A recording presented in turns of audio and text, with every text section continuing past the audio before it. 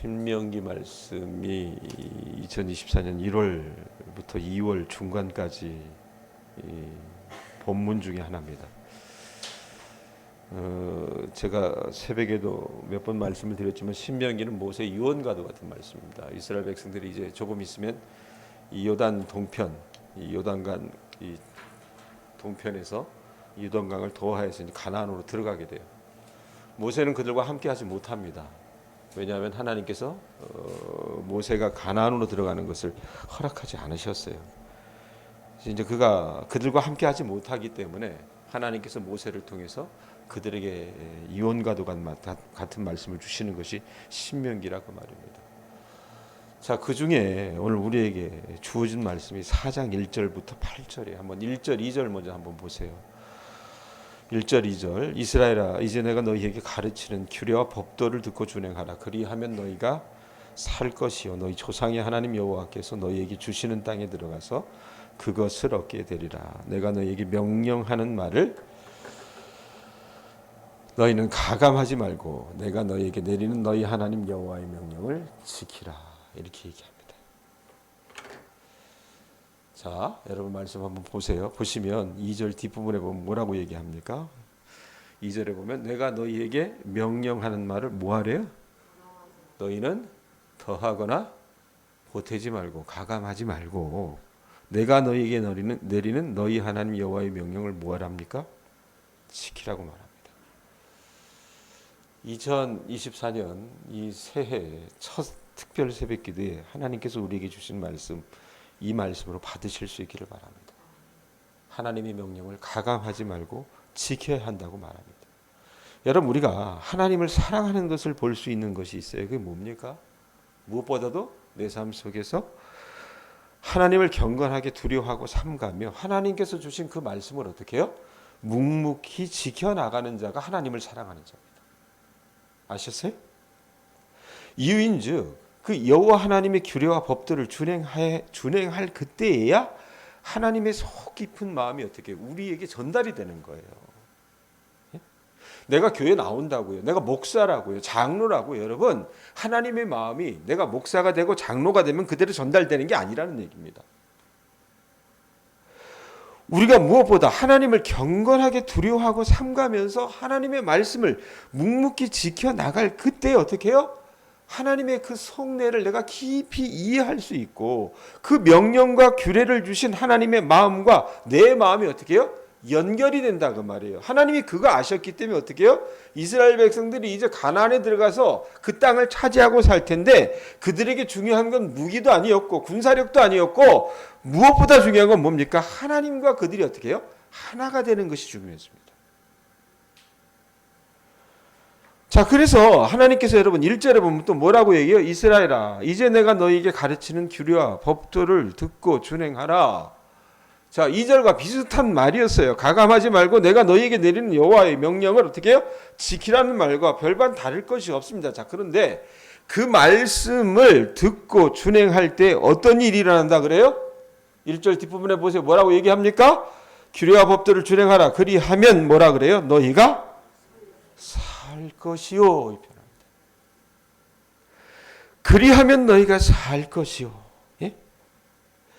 하나님의 마음과 이스라엘의 마음이 연결될 수 있는 유일한 키가 있어요. 그건 뭡니까? 하나님의 말씀을 사랑하고 그 말씀대로 살아가는 겁니다. 자, 그 말씀대로 살아가면 여러분 어떤 일이 일어나요? 이스라엘에게 있어서 어떻게 해요? 살아나는 역사를 하나님께서 경험하게 해주신다는 얘기입니다. 여호와 하나님 앞에서 산다는 말은요, 여호와 하나님의 명령을 지켜서 하나님께서 주시는 생명과 자유를 누리는 걸 의미해요. 하나님을 사랑하고 신뢰하기 때문에 하나님의 어떤 율법도 준행할 수 있는 용기와 힘을 그들이 부여받습니다. 어디에서 부여받아요? 본래 이 사람이 겁이 없어서 그게 아니라 어디에서 부여받습니까? 하나님의 말씀에서 그 용기와 힘을 부여받는다고 말입니다. 그 말씀에서 용기와 힘을 부여받는 사람이 어떻게 해요? 세상을 살아갈 수 있다고 말입니다.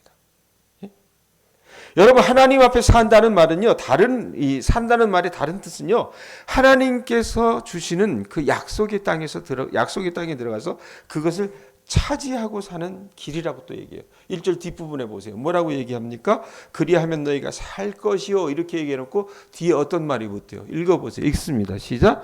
너희 조상의 하나님 여호와께서 너희에게 주시는 땅에 들어가서 그것을 어떻게 된대요?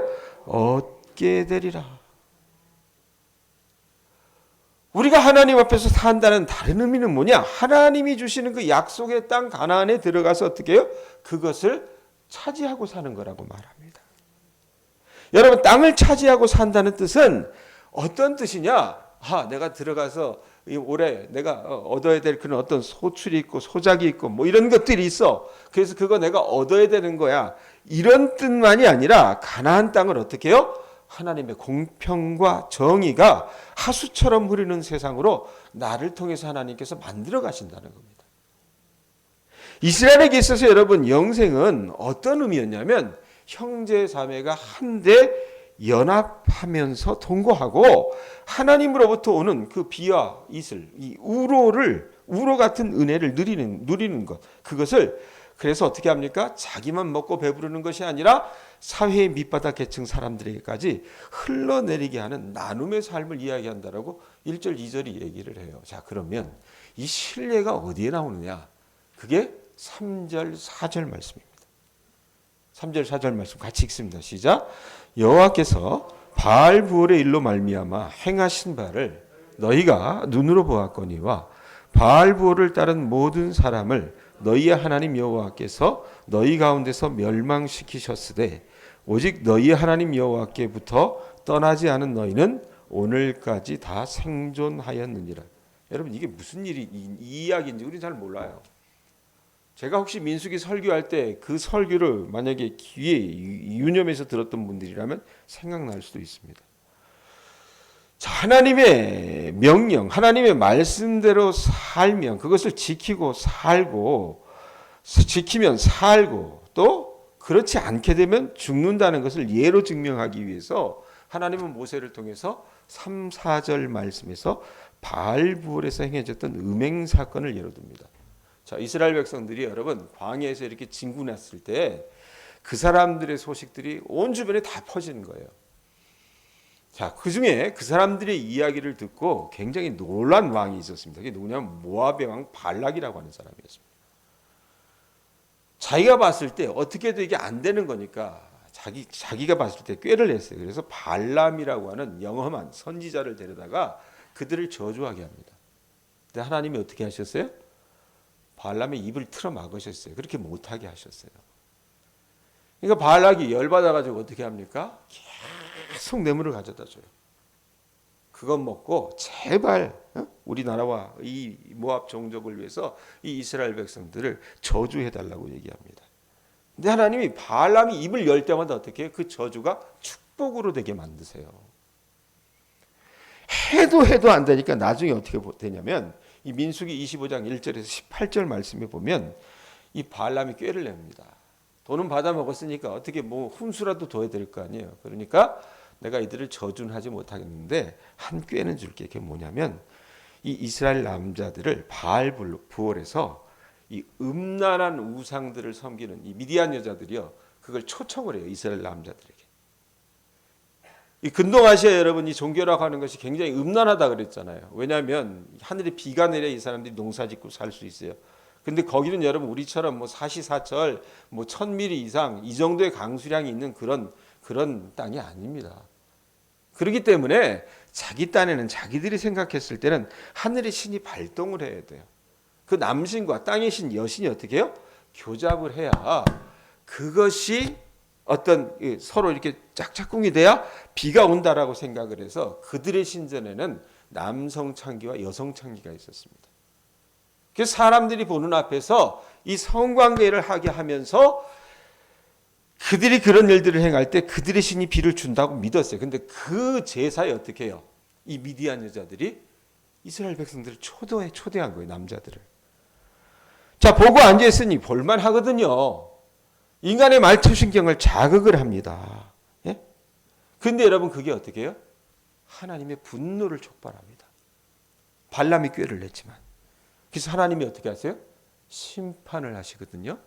심판하셔서 연병으로 수많은 사람이 죽게 되는 결과를 초래하는 일들이 발생합니다.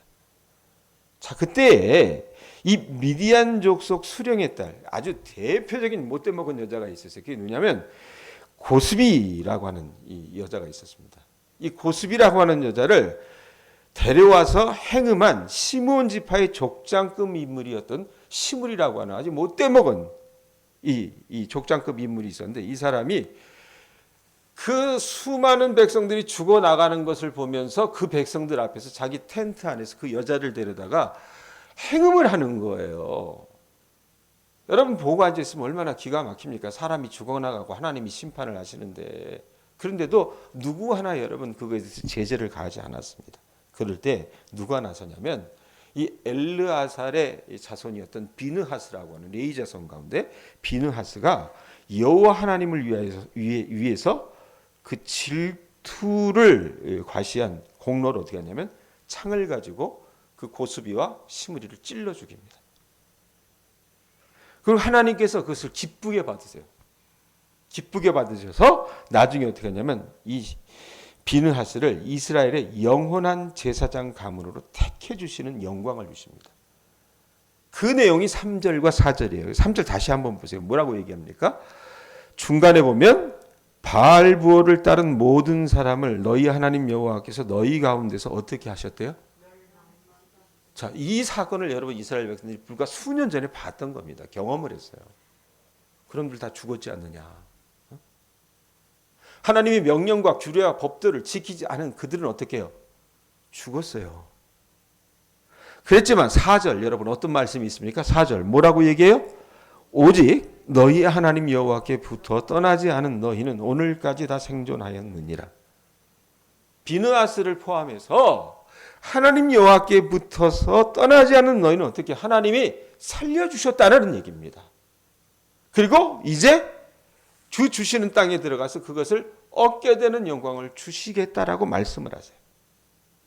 그러면서 하나님께서 다시 그들에게 강조하시는 것이 5절 말씀이에요. 5절 보세요. 뭐라고 얘기합니까? 내가 나의 하나님 여호와께서 명령하신 대로 규례와 법들을 너희에게 가르쳤나니.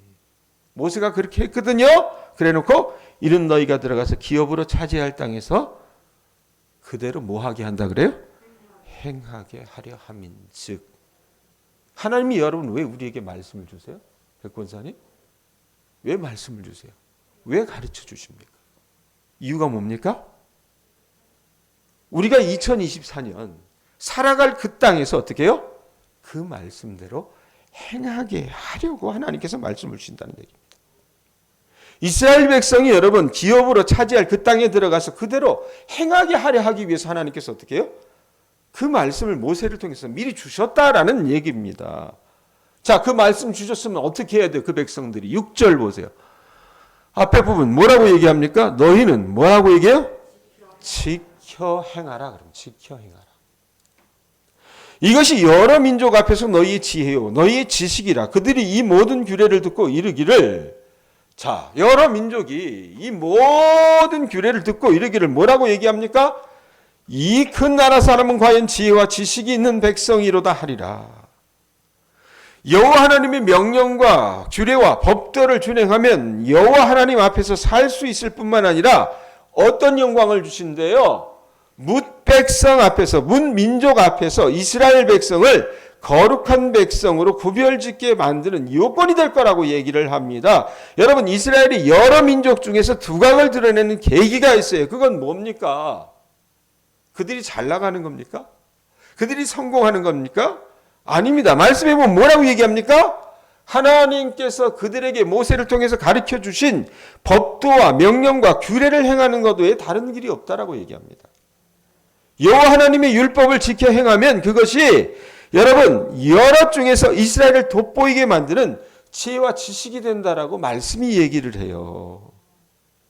여러분, 여러 민족은 이스라엘이 준행하는 야훼 이 여호와 하나님의 명령과 규례와 법들을 들어보고 뭐라고 얘기합니까? 나중에 자기네들이 평가한 게 뭐라고 있어요? 6절 뒷부분에 보면 뭐라 그래요?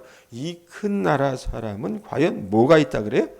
지혜와 지식이 있는 백성이로다. 그렇게 감탄한답니다.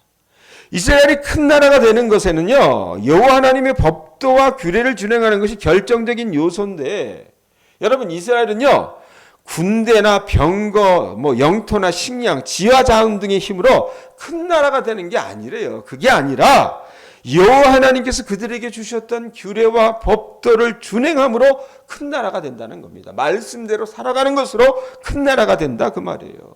하나님의 법도와 규례, 명령과 증거를 계속 여러분 준행하다 보면, 행하다 보면 이스라엘 백성들 그 개개인의 지혜와 지식으로 가득 찰 뿐만 아니라 이스라엘의 국가 운영, 공동체 생활 능력 등에서도 하나님께서 주신 그 지혜와 지식이 위력을 드러낼 것이라고 그렇게 말씀해 주시는 겁니다. 자, 7절 보세요. 7절 읽어보세요. 읽습니다. 시작. 우리 하나님 여호와께서 우리가 그에게 기도할 때마다 우리에게 가까이 하심과 같이 그 신이 가까이 함을 얻은 큰 나라가 어디 있느냐. 여러분 모세가 지금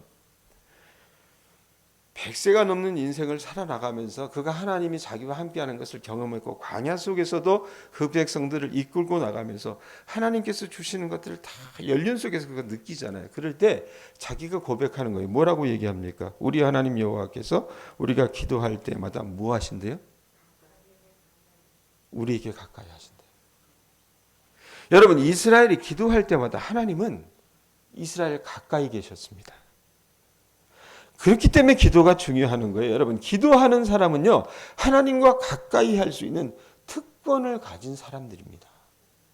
아셨어요? 새벽에 여러분 왜 이 추운데 여러분들에게 나오라고 말씀드렸냐?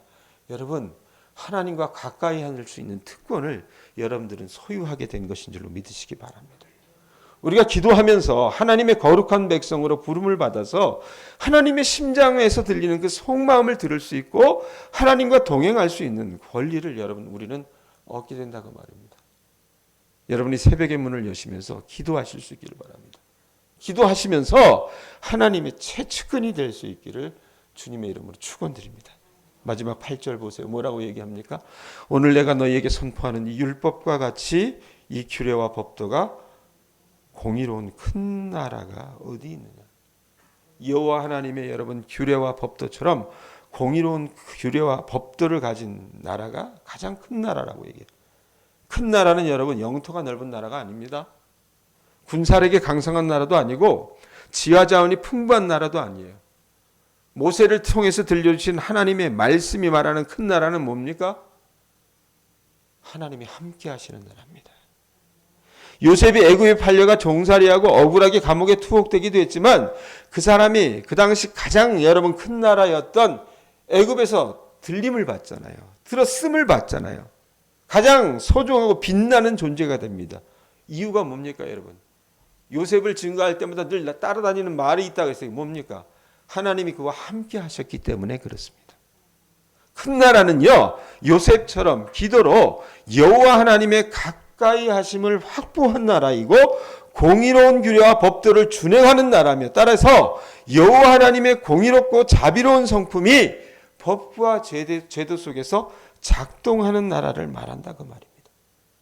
이 공의로운 법도는 이스라엘과 하나님의 언약 관계를 지탱시키는데 적합한 법도를 말하는데 여러 가지 이유로 하나님의 언약적인 축복과 혜택에서 소외된 자들을 회복시켜서 하나님의 언약 백성으로 살아가도록 돕는 규례를 말해요. 여러분 하나님이 요셉을 들어 쓰셔서요 애굽만 살리셨어요? 애굽의 왕조만 살리셨습니까? 바로와 여러분 그 주권자들만을 살리셨습니까?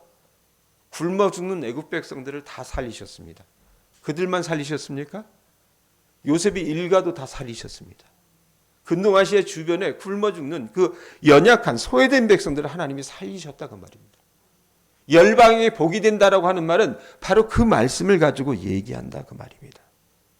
여러분 이스라엘 백성들이 하나님께서 그들에게 특권적인 주의를 주신 것은 자기 영화를 위한 것도 아니었고 다른 민족에 대한 우월감을 고취시키려는 그런 어떤 사치도 아니었습니다.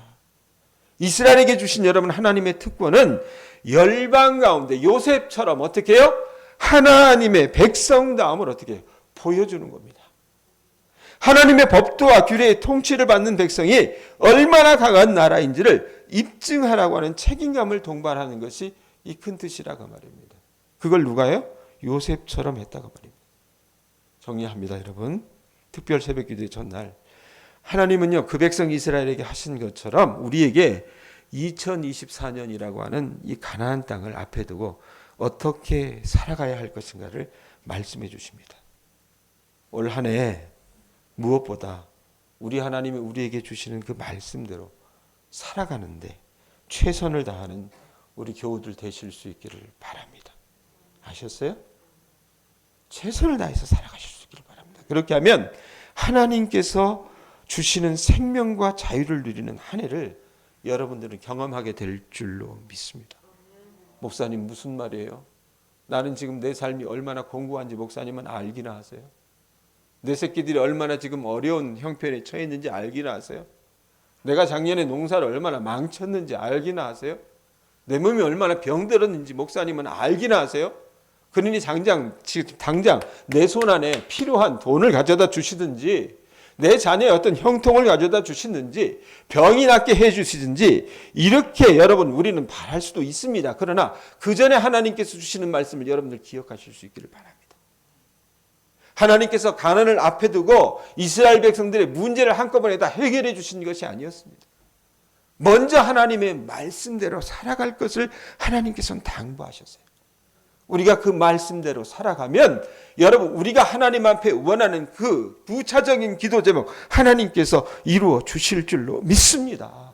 생명과 자유를 누리는 한 해를 하나님께서 분명히 주신다 그 말입니다. 또한 주께서 우리에게 주시는 공평과 정의를 세상 가운데 흘려버릴 수 있도록 우리가 가진 것을 우리 주변에 소외된 이웃과 나누는 삶을 살아가시는 우리 교우들 되실 수 있기를 바랍니다.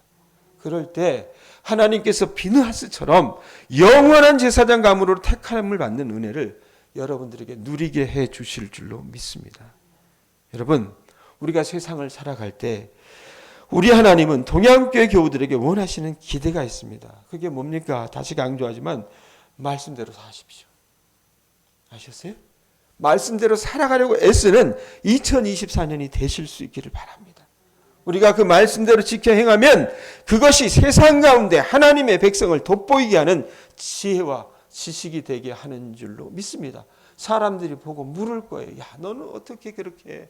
네 주변의 삶은 내가 봤을 땐 찬양이 있을 삶도 아니요 감사가 있을 삶도 아닌데 어떻게 그렇게 감사와 찬양이 넘치냐. 하나님의 지혜와 지식이 그렇게 한다라고 고백하고 증거하는 우리 교우들 되실 수 있기를 주님의 이름으로 축원합니다. 그러기 위해서 우리가 해야 될 게 뭐예요? 무엇보다 기도에 힘쓰세요. 아셨어요? 말씀에 보면 분명히 얘기했잖아요. 하나님과 가까이 할 수 있는 특권이 뭡니까? 기도라 그랬어요. 기도. 예? 우리가 기도할 때마다 우리 하나님은 우리와 가까이 하십니다. 믿습니까? 믿어요? 참으로 하나님과 동행하는 삶을 여러분이 살기 원하신다면 늘 기도하시는 주님의 자녀들 되실 수 있기를 바랍니다. 그렇게 말씀을 붙들고 기도하면서 하나님을 가까이 할 때 요셉의 예에서 보듯이 여러분을 소중하고 빛나는 존재가 되는 큰 나라로 삼아 주실 줄로 믿습니다. 이런 은혜가 저와 여러분 모두에게 있을 수 있기를 주님의 이름으로 축원드립니다.